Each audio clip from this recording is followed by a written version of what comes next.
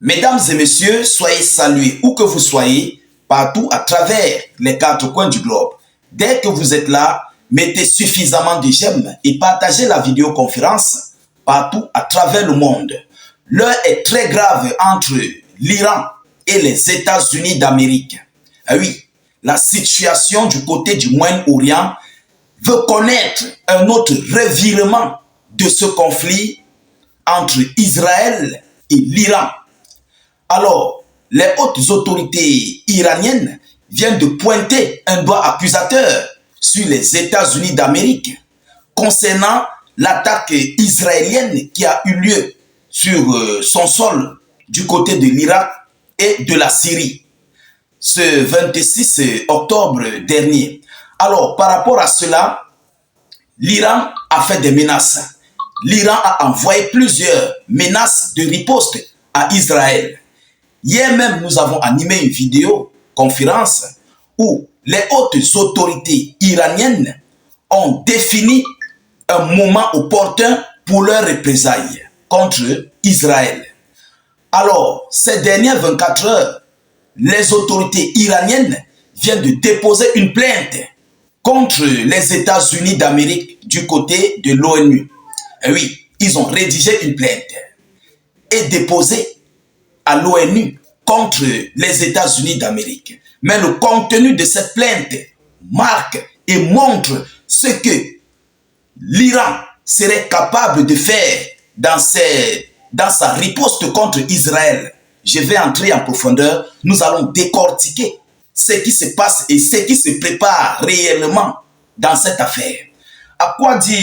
Que dit le contenu de cette accusation, de ce doigt accusateur que l'Iran inflige aux États-Unis d'Amérique? Alors, permettez-moi de vous donner l'annonce et nous allons décortiquer étape par étape cette vidéoconférence.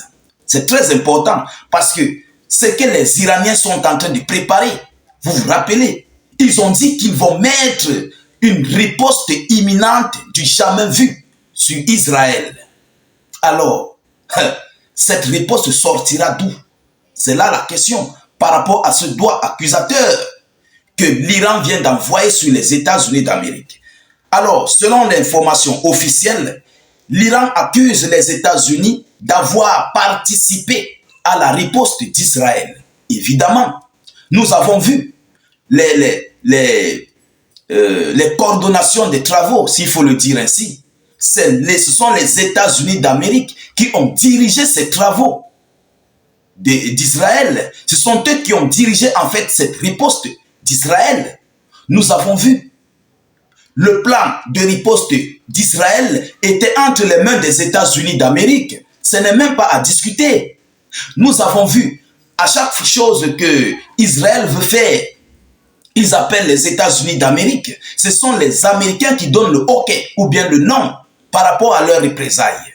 Nous allons entrer en profondeur parce que ce doigt accusateur créera un impact majeur sur Israël. Je vais venir. Alors, qu'est-ce qu'ils disent? L'Iran accuse les États-Unis d'avoir aidé l'aviation israélienne à emprunter l'espace aérien irakien. Vous comprenez? L'Iran accuse les États-Unis d'avoir aidé l'aviation israélienne à emprunter l'espace aérien irakien pour attaquer les sites aériens le 26 octobre dernier. Alors, cela veut dire quoi? Ces avions qui ont survolé l'espace irakien pour venir mettre des frappes sur des sites militaires iraniens du côté de l'Irak et des sites militaires iraniens du côté de la Syrie et aussi les sites militaires iraniens à Téhéran. Donc, voilà où l'Iran pointe un doigt accusateur sur les États-Unis d'Amérique d'avoir organisé les opérations. On va aller en profondeur. Une plainte a été déposée par Téhéran. L'Iran nie que son espace aérien ait été violé par les avions des forces aériennes de Tchashal. Évidemment, ils sont arrivés proches des frontières iraniennes et ils ont envoyé les choses. Ils ont envoyé et frappé sur certains sites iraniens, mais sans toutefois entrer sur le territoire iranien. Alors, qu'est-ce que cela veut dire? Je reviens encore sur la vidéo que j'ai annoncée hier par rapport aux représailles, à la riposte iranienne qui est en train de s'apprêter. Cela veut dire quoi? Cette plainte que les autorités iraniennes viennent de déposer, ce doigt accusateur qu'ils viennent de faire aux États-Unis d'Amérique, montre et prouve que les Iraniens seront prêts, ils seront complètement prêts à lancer des représailles passant par l'Irak pour frapper sur Israël. Vous comprenez? C'est une stratégie de communication d'alerte. Ils seront prêts.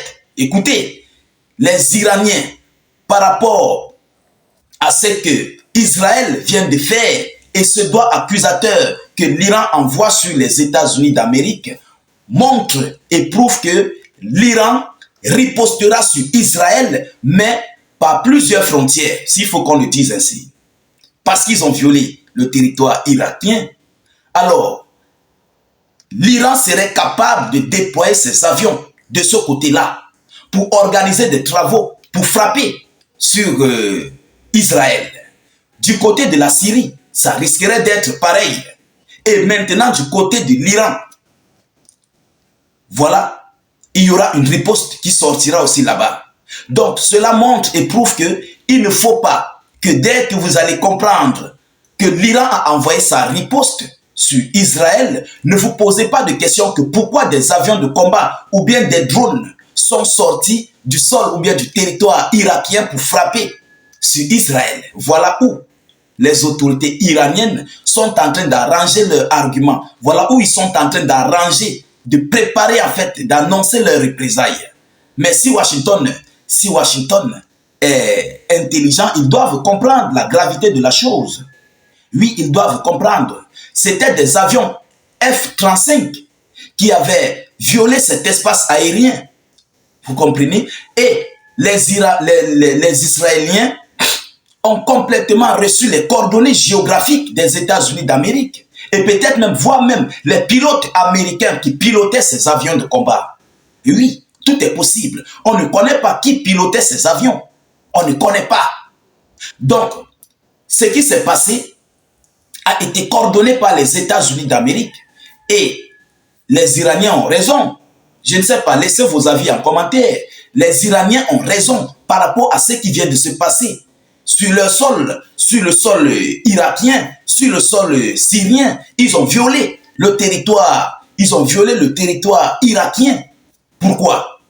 Avec des avions de combat pour frapper des sites militaires iraniens sur le sol irakien. Pourquoi ils ont violé le sol de l'Irak? Voilà où la question est posée. Donc, en tout état de cause, Israël est fautif parce qu'ils viennent de violer l'une des lois, l'une des règles internationales. Oui, vous comprenez? Ils ont violé la frontière irakienne, sont entrés et frappés, contournés pour venir refrapper sur l'Iran. Mais cela a été fait pourquoi?